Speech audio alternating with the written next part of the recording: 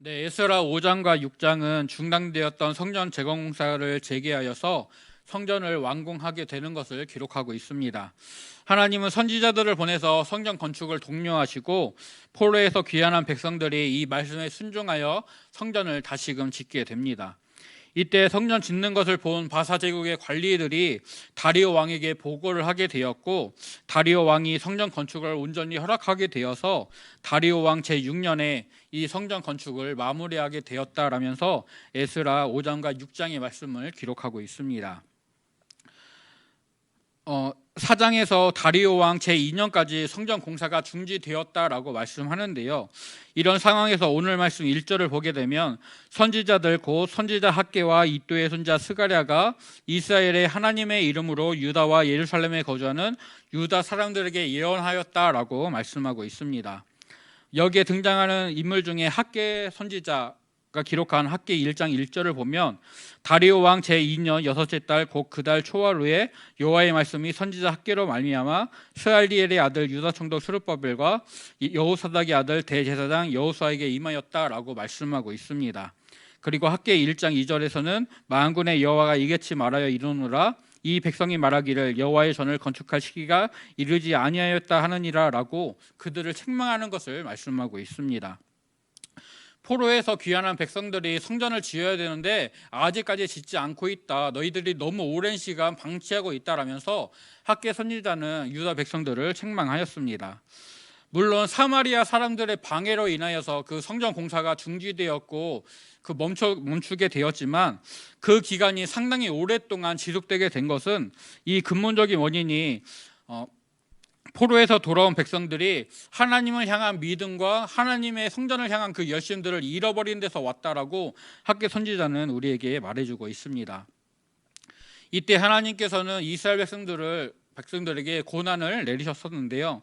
학개서 1장 6절을 보면 성전 건축이 중단된 동안 귀한 백성들의 삶이 많이 뿌릴지라도 수확이 적고 먹을지라도 배부르지 못하고 마실지라도 흡족하지 못하고 입어도 따뜻하지 못하고 일꾼이 삭글받아도 그것을 구멍 뚫어진 전대에 넣는 것처럼 그들이 매우 힘들고 고달프고 어려운 삶을 살았다라는 것을 말해주고 있습니다. 하지만 하나님은 학개 선지자를 통해 다시금 성전을 지어라 라고 명령하시면서 이제 내가 너희와 함께한다 라고 선언하셨고, 그래서 총독 스룹바벨과 대제사장 예수야가 이 말씀을 듣고 백성들을 독려하면서 성전 건축을 다시금 시작하게 됩니다. 그래서 학개서 1장 15절은 다리오 왕 제2년 여섯째 달 24일에 공사를 다시 시작하였다라고 말씀하고 있습니다. 또 스가랴 선지자도 그의 선지서 1장 1절에서 다리오 왕 제2년 여덟째 달에 여호와의 말씀이 스가랴에게 임하였다라고 말씀하면서 포로에서 귀환한 백성들이 하나님께로 돌아오면 하나님도 그들에게로 돌아갈 것이다. 또 하나님이 그들을 불쌍히 여겨서 예루살렘으로 돌아오게 하셨으니 이제 돌아오게 하셨고 하나님의 집 성전이 그들 가운데 건축되게 할 것이다 라고 말씀하시는 것을 기록하고 있습니다. 학개 선지자는 하나님의 말씀을 직접적으로 기록하면서 선포하였고, 스가랴 선지자는 하나님이 보여주시는 환상들을 기록하면서 성전이 이스라엘에 건축되어져야 된다, 예루살렘에 다시 성전이 건축될 것이다 라는 것을 간접적으로 선포하였습니다.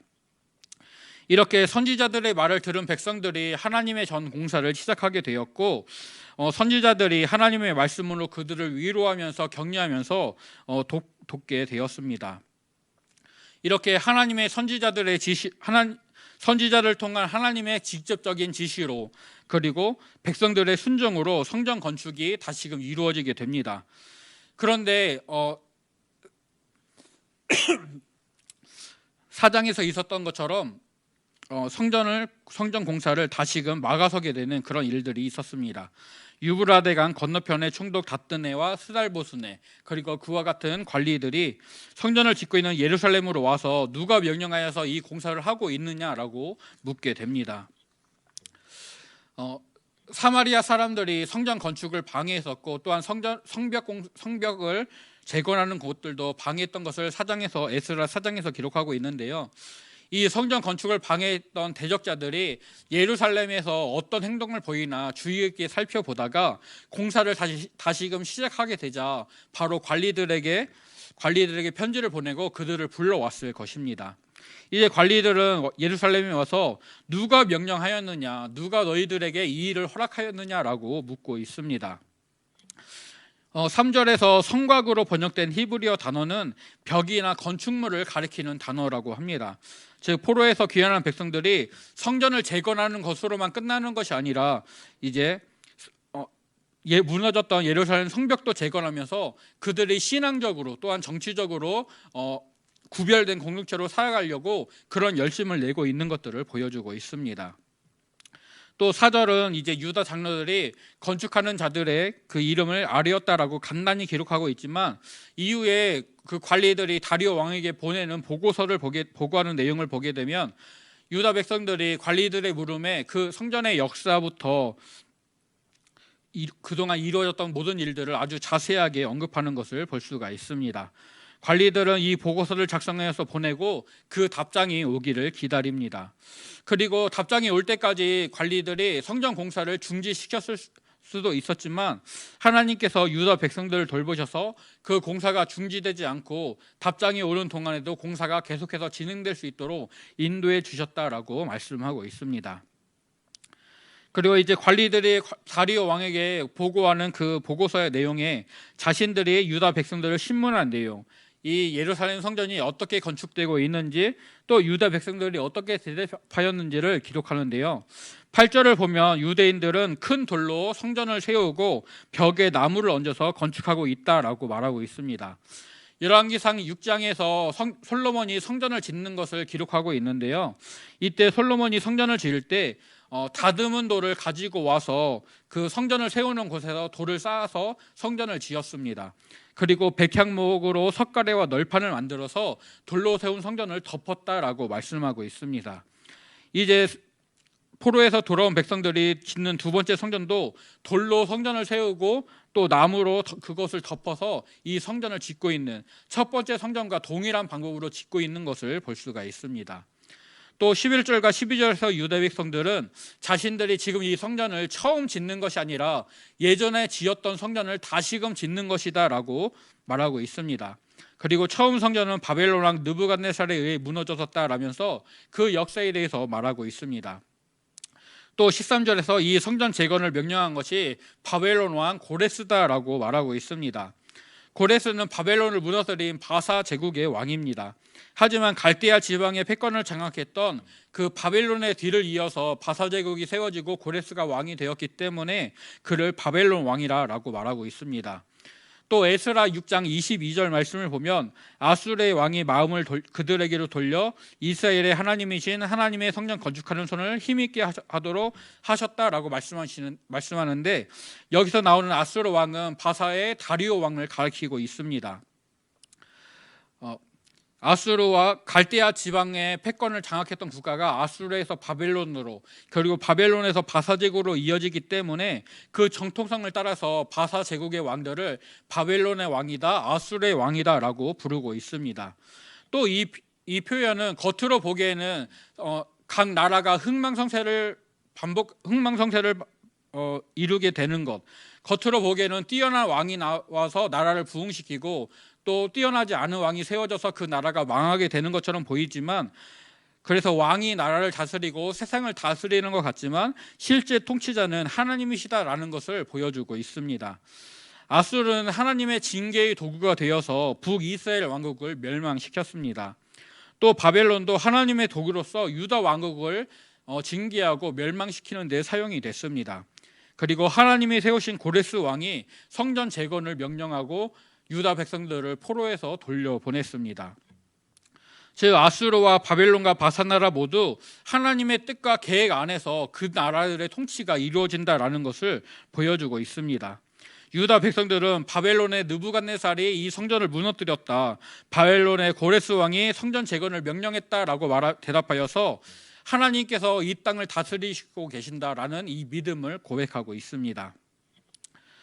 그리고 유다 백성들의 대답을 기록한 다음에 마지막으로 관리들의 요청을 다리오 왕에게 하는 요청을 기록하고 있습니다. 17절을 보면 관리들이 고레스 왕이 조서를 내려서 하나님의 이 성전을 예루살렘에 다시 건축하라 하셨는지 진짜 그 명령이 있는지 조사해달라고 말을 하고 그 다음에 다리오 왕의 뜻은 그렇다면 어떻게 되는지, 성전을 계속 건축하게 해야 될지 아니면 이것을 막아야 될지, 왕은 어떻게 하기를 원하는지를 묻게 됩니다. 그리고 이제 에스라 6장으로 넘어가게 되면은 다리오 왕이 조서를 찾으라 명령했고 앙메다 궁성에서 고레스 왕의 조서를 찾았다라고 말씀합니다. 고레스 왕의 명령을 기록한 두루마리를 찾았는데, 이 두루마리에는 재건되는 성전의 크기를, 그 높이와 너비를 60규빗으로 정하고 있습니다. 솔로몬이 지었던 첫 성전이 길이가 60규빗이었고 너비가 20규빗, 높이는 30규빗이었습니다. 성전 본 건물은 성전 건물은 이랬고, 또 성전 앞에 낭실이라고 부르는 현관이 있었는데 현관의 길이가 20규빗, 너비가 10규빗, 그리고 높이가 120규빗이었습니다. 현관 옆에는 야긴과 보아스 두 기둥을 놓아서 이 성전이 웅장하고 아름답게 보이게 만들었습니다. 그런데 고레스가 명령하고 있는 성전의 크기는 솔로몬이 지었던 성전보다 분명히 높이도 더 높고 너비도 덜 넓은 그런 모습을 보여주고 있습니다. 그런데 에스라 3장 12절에서 첫 성전을 보았던 나이 많은 제사장들과 레위 사람들과 족장들이 대성통곡했다라고 기록하고 있는데, 그들이 왜 울었느냐라고 할 때 첫 성전의 아름다움과 장엄한 화려함을 기억하면서 두 번째 성전이 그것에 비해 규모도 작고 초라하기 때문에 그들이 울었다라고 이제 해석을 하게 됩니다. 그런데 분명히 고레스 왕의 명령에는 60규빗이라는 크기로서 솔로몬이 지은 성전보다 크기가 더 큰데 왜 성전이 더 작게 초라하게 지어졌을까? 이것을 학자들이 연구했을 때 이제 바벨론을 무너뜨린 고레스가 유다 백성들의, 또 식민 백성들의 마음을 얻고자 관용 정책을 펼치고 그들을 고향으로 돌려보내고 그들이 믿는 신의 신전들을 건축하게 하였습니다. 그래서 고레스가 유대인들의 마음도 얻고자 솔로몬이 지었던 성전보다 더 큰 규모로 너희들이 성전을 지어도 된다라고 허락을 한 것으로, 그렇게 조서를 내린 것으로 이제 보고 있습니다. 그런데 왕의 명령 그렇게 내려졌지만 그 이후에 그 성전을 지을 수 있는 노동력을 제공한다든지 아니면 그 성전을 지을 재물들을 제공하는 일들이 그 후속 조치가 제대로 이루어지지 않았다라고 이제 해석을 않았다라고 봅니다. 또 솔로몬 때는 솔로몬의 전 다윗 왕 때부터 그가 전리품으로 얻었던 수많은 재물들을 하나님께 드려서 성전을 건축할 준비들을, 성전이 건축되기 20여 년 전부터 준비가 되었었습니다. 그리고 외국인 노예들을 통하여서 수많은 노동 인력들이 있었습니다. 그런데 이제 포로에서 귀환한 백성들은 5만여 명의 작은 숫자로 솔로몬이 성전을 지을 때 그 외국인 노예들보다 더 적은 숫자의 사람들이 귀환하였고 그들이 성전을 지어야 했습니다. 그리고 그들이 예루살렘 성전에서 빼앗겼던 그런 성전 재물들을 가지고는 왔지만 다윗이나 솔로몬이 준비했던 그 예물들보다는 그들이 준비했던 것이 현저히 적을 수밖에 없었기 때문에 그래서 성전을 지을 재물도, 성전을 건축할 노동력도 부족한 상황이었기 때문에 고레스가 명령했던 60규빗의 커다란 성전이 아니라 현재 유다 백성들이 감당할 수 있는 크기의 작은 성전이 건축되었다라고 해석을 하게 됩니다. 이 고레스의 조사를 확인한 다리오는 다뜨네를 비롯한 관리들에게 명령하여서 예루살렘 성전을 짓는 일을 방해하지 말아라. 그들의 모든 필요를 채워주고 도와주어라. 그리고 하나님께 제사를 드릴 수 있도록 그 제물을 끊이지 않게 공급해 주어라라고 명령을 하게 됩니다. 그래서 에스라 6장 14절은 성전 건축하는 일이 형통하였다라고 말씀을 합니다. 하나님께서 선지자들을 통해 명령하시고 백성들이 순종한 이 일에 하나님의 은혜를 더하셔서 더는 외부의 방해가 없는 상태에서 이 공사가 마쳐지게 되었습니다. 다리오 왕 제2년에 시작된 공사가 제6년에 4년 만에 이제 끝나게 되었고, 이제 이스라엘 자손이 성전 봉헌식을 행하게 됩니다. 이 봉헌식을 행할 때 수소 100마리와 순양 200마리, 또 어린 양 400마리를 제물로 드리고 순염소 12마리로 속죄제를 드렸다라고 말씀을 합니다. 그리고 율법책에 기록된 대로 제사장들과 레위인들의 그 분반과 순차대로 세워서 그들이 하나님을 섬기도록 하였습니다. 그리고 성전 공사가 끝난 달이 아달월이라고 하여서 종교력의 마지막 달에 끝났는데, 이 성전 공사를 마친 다음에 종교력 첫째 달에 있는 유월절과 무교절을 그들이 지키면서 하나님께 기쁨으로 예배하였다라고 기록하고 이제 에스라 6장의 기록도 맞춰지고 있습니다. 네, 오늘 말씀은 성전 재건 공사가 중지되었다가 하나님의 인도하심으로 다시 시작되었다. 그리고 하나님의 도우심으로 그 공사를 마치게 되었다라는 것을 기록합니다. 성전 공사가 중지되었을 때 외부 요인은 사마리아 사람들의 방해였지만 그 내부적인 근본적인 원인은 백성들의 하나님에 대한 마음이 식었기 때문입니다. 믿음과 그들의 열심을 잃어버렸기 때문이었습니다. 사마리아 사람들의 방해를 보고 그들이 하나님을 향한 믿음이 약해졌을 것이고 이로 인해서 하나님을 굳건하게 신뢰하던 관계가 깨어지게 되었을 것입니다. 하나님과의 관계가 깨어진 데서 오는 무기력함이 백성들에게 성전을 건축할 수 없다라는 마음을 품게 하였을 것입니다. 더여 학개 선지자는 학개서 1장 10절과 11절 말씀에서 하늘은 이슬을 그쳤고 땅은 산물을 그쳤다. 유대 백성들이 손대는 모든 일에 한계가 들게 되었다라는 하나님의 말씀을 선포하여서 포로에서 돌아온 백성들이 너무나도 힘들고 어려운 상황을 살아갔다라는 것을 말씀하고 있습니다. 즉 주변의 상황들이 여의치 않으니까 성전을 건축해야겠다라는 하나님을 향한 마음들을 가져야겠다라는 그들의 믿음, 그들의 아름다운 마음들을 계속해서 꺾고 어렵게 했을 것입니다. 그런 백성들을 하나님께서 학개와 스겔 선지자를 통해 하나님이 먼저 찾아오시고 말씀을 주십니다. 내가 너희와 함께하겠다. 너희는 내게로 돌아와라. 그리하면 나도 너희에게로 돌아가겠다. 여호와가 다시 시온을 위로하며 다시 예루살렘을 택할 것이다 라고 하시면서 백성들을 위로하시고 격려하십니다. 내가 너희를 싫어하는 것이 아니다. 내가 너희와 함께한다.